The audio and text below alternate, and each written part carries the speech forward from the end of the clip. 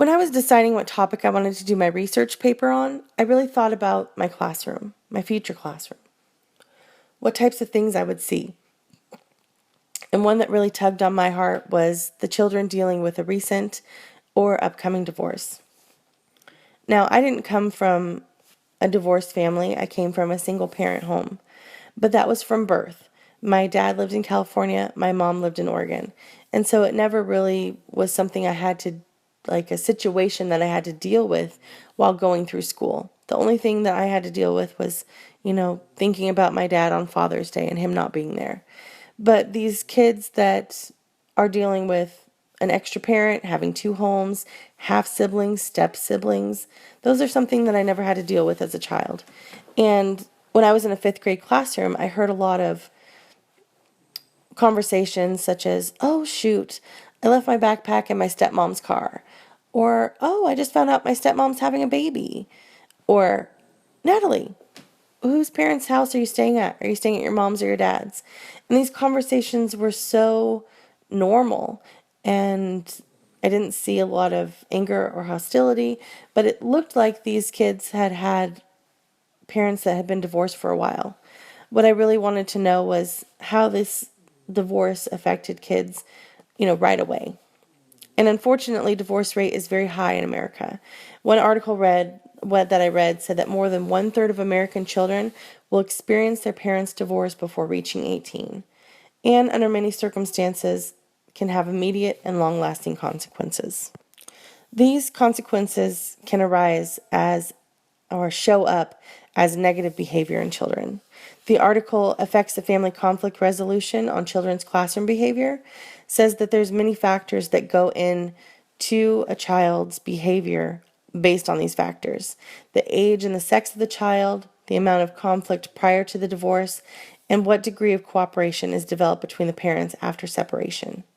All of these factors are dependent and separate from one another and will play a role in the psychological health of the child and the ability to do well at school.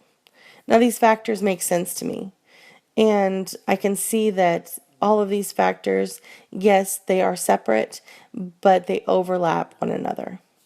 And some of these changes in behavior can show up in different ways: anger, guilt, sadness, and fear. In the article Anxiety and Depression in Young Children of Divorce, the researchers found that when comparing students that had or going through a divorce and students that were intact families, the students from divorced families had serious adjustment problems, poor skill development, and lower academic achievement, even after the effects of IQ and the socioeconomic status were parceled out. And this is where I think the factors really show up. And make these behaviors show up more predominantly. If there is heavy conflict at home before or during a divorce, a child could present more anger at certain things, or sadness over minor things, or just a change in their attitude. These behaviors might not be as easy to see in homes where the children are having less conflict in the home, or their parents actually understand how this conflict is affecting their child, and or the parents are doing their best to cooperate with each other during the divorce and really having that parenting very strong. So we might not see those negative behaviors so strongly in where those factors are not an issue. Now, some research suggests that boys actually are somewhat more negatively affected than girls through a divorce. And for me, I don't really believe that. I think that boys may act out more. That's what the studies show, that they act out more in school. I think that both children, boy or girl, is equally affected by the divorce. It just might show up more as anger or an outward display, where a girl might have an inward display of emotions. And I did think it was interesting that at this point that 90% of divorce settlements involving young children, the mother actually becomes the custodial parent, and that provides that clear identity for young girls, but those boys don't have that male role model in the house, and that might be a reason why those studies show the boys getting affected more negatively. The last part of my research was how schools and teachers can be involved in the healing process of children of divorce. One article I read, School-Based Group Counseling for Children of Divorce, basically clarified all the information that I knew from my other research, that children are dealing with these factors and are displaying negative behavior, and that group counseling can actually become this healing spot for them to talk about to their teachers and to their peers about things that they're dealing with: isolation, fear, anxiety. And that gives them a spot where they can be free to talk about it with people that understand, with their peers that are also going through the same thing. There are many activities that you can do.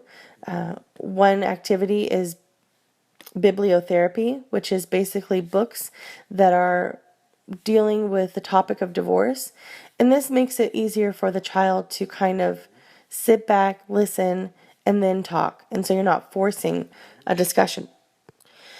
Movies also help do the same thing. Another activity is a board game. This board game actually is made for children that are going through divorce or other different types of trauma.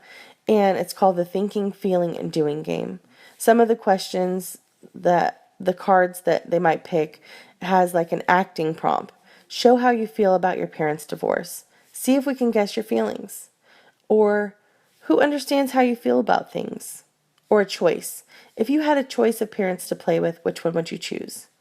These type of questions help facilitate the child to understand their feelings and discuss their feelings.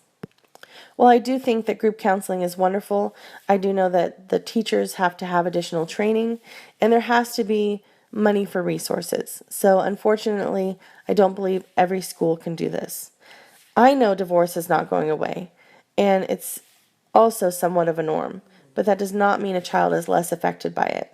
In all my research, I found that there are so many different factors that affect the way the child is going to handle divorce. And my hope is to help a child transition through this. I know it's hard being a child with any type of issues at home, and this research really got me thinking about Maslow's hierarchy of needs, and really how a divorce in a family somehow, or in some ways, all of those levels of the pyramid are being tested. And with the proper resources in the school and at home, we can help a child climb back up that pyramid and help restore their needs. Thank you.